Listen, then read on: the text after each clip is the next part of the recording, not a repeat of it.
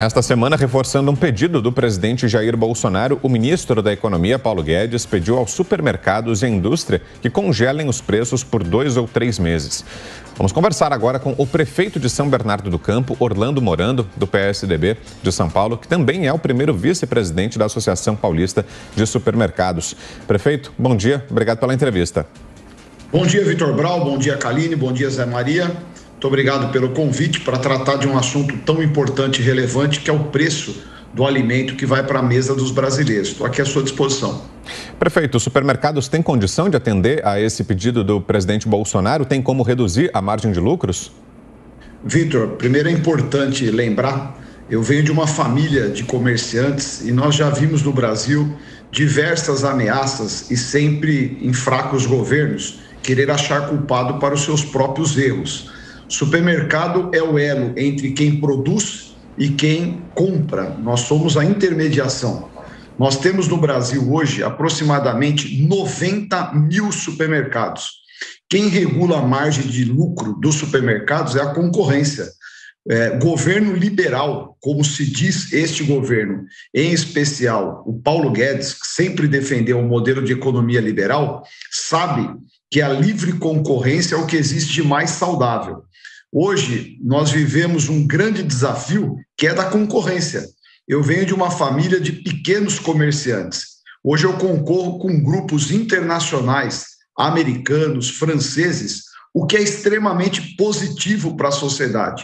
Quanto maior a concorrência, quem ganha é sempre o consumidor. Arbitrar margem de lucro, isso nós vimos nos anos 80 no governo Sarney. Parece que Paulo Guedes quer reeditar essa medida. Eu até avalio que ele depois fez a meia-culpa e viu que fez uma fala equivocada. O Brasil precisa reduzir a inflação, ter uma política cambial mais adequada. Nós reconhecemos que o alimento subiu, mas não foi por culpa do supermercado. Nós apenas intermediamos. E também não nos cabe aqui culpar a indústria, porque a indústria também tem concorrência.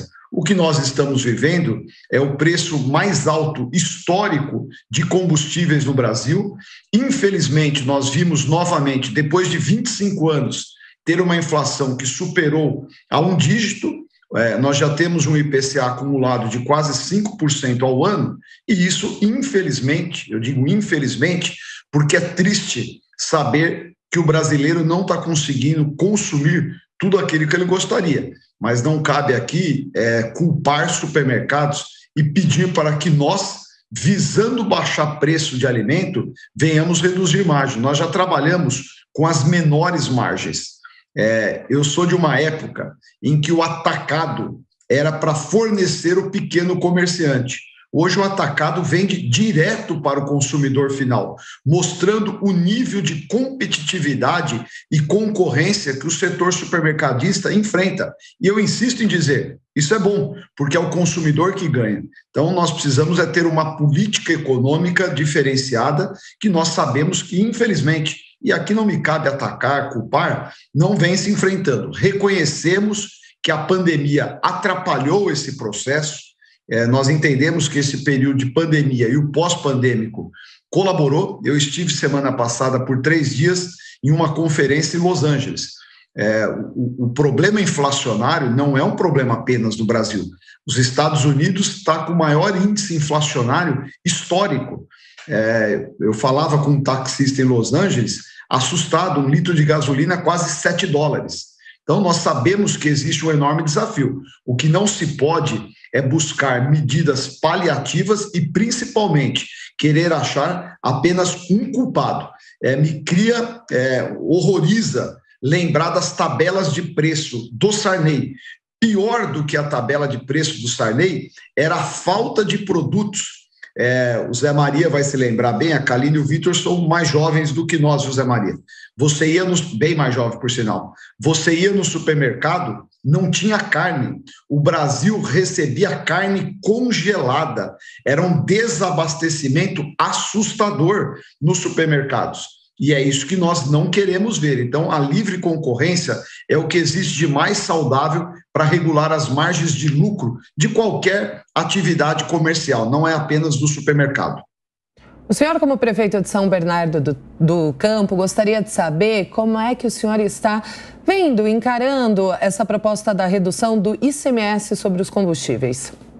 Olha, isso é uma medida. Primeiro que nós entendemos que a carga tributária no Brasil é elevada. Então, primeiro ponto, que é necessário fazer a redução da carga tributária, ponto.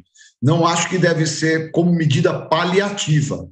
Infelizmente, Kaline, o Brasil tem um péssimo modelo, onde cada estado tem o direito de arbitrar as suas alíquotas de ICMS.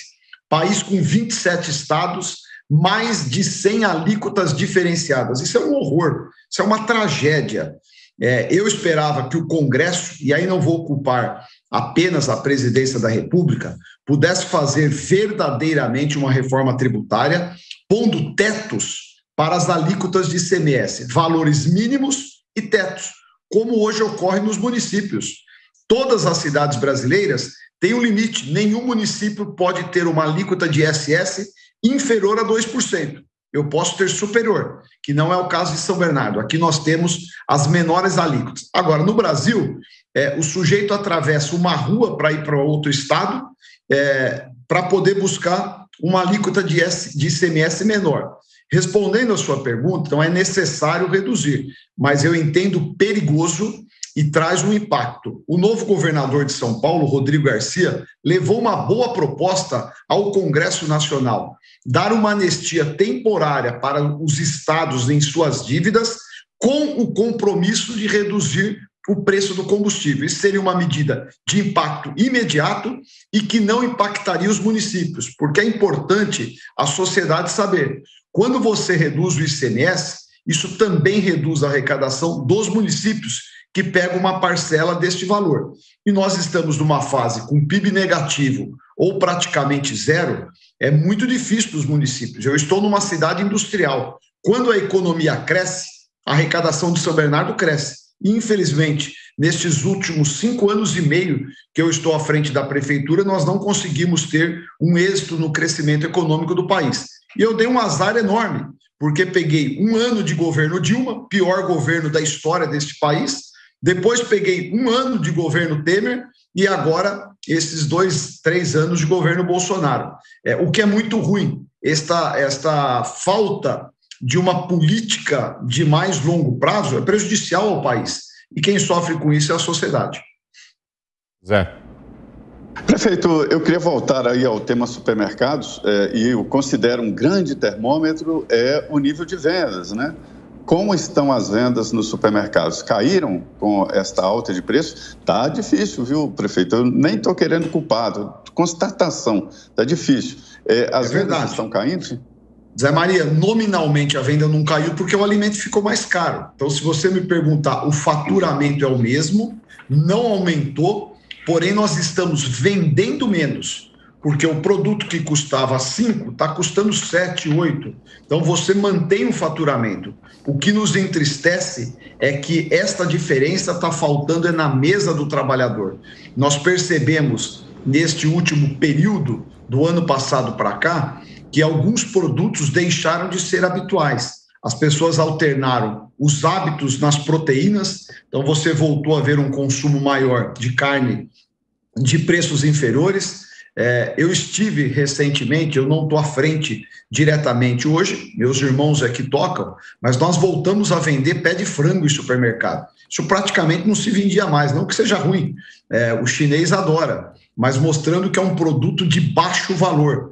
Caiu a venda de iogurtes, diminuiu a venda de frios. Então, os produtos que as pessoas têm um desejo maior e que, infelizmente, acabam sendo mais caros, esses diminuíram sim a venda. O brasileiro, principalmente os mais humildes, estão indo literalmente para a compra da cesta básica.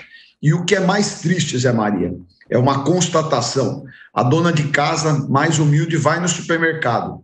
Chega a um ponto que uma parte da compra dela fica dentro do carrinho, ela não consegue passar, porque acabou. A vida das pessoas mais humildes, ele chega para a operadora do caixa e diga, olha, você me passa até R$300. quando der R$300, você, por favor, me avisa. Então, ela não consegue levar aquilo que deveria ser a mínima condição de um trabalhador, de colocar uma mesa farta para a sua família. Mesa farta não quer dizer uma mesa supérflua, mas que possa oferecer condições e dignidade para o brasileiro, para os filhos dos brasileiros, ter uma alimentação e uma proteção alimentar saudável.